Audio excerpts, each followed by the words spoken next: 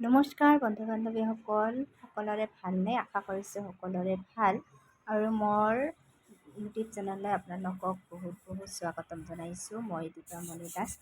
আৰু আজি দেখিছে, যিহেতু আজি ৰবিবাৰ, সেইকাৰণে মানুহজনে বহুত দিনৰ পৰা মই কৈছোঁ যে এইবিলাক চাফা কৰিব লাগে। মানুহজনে আজি ঘৰতে আছে, সেইকাৰণে ধুনীয়াকৈ ফুলবিলাকৰ টাববিলাক লেতেৰা হৈ থাকিলে ভাল নালাগে ন, দেখিবলৈ একদম বেয়া লাগে। ফুলবিলাক যদি টাববিলাক যদি বেয়া হয়, লেতেৰা হয় দেখিবলৈ, তেতিয়া ভাল নালাগে। সেইকাৰণে আৰু বৰষুণৰ বতৰতো বেছি হয়। মাজে মাজে এনেদৰে টাববিলাক চাফা কৰোঁ এনেকৈ। আৰু এতিয়া মই ৰান্ধিব আহিছোঁ পাকঘৰত।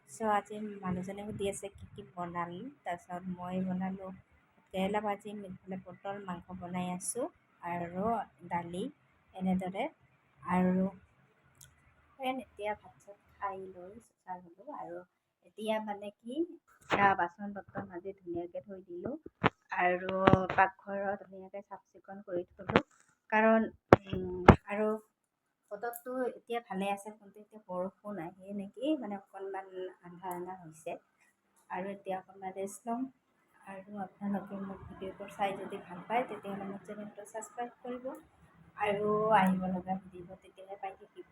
আৰু মোৰো ভিডিঅ' দিবলৈ বহুত তেতিয়াহে আৰু মন যাব, ভিডিঅ' ইচ্ছা পাম মই।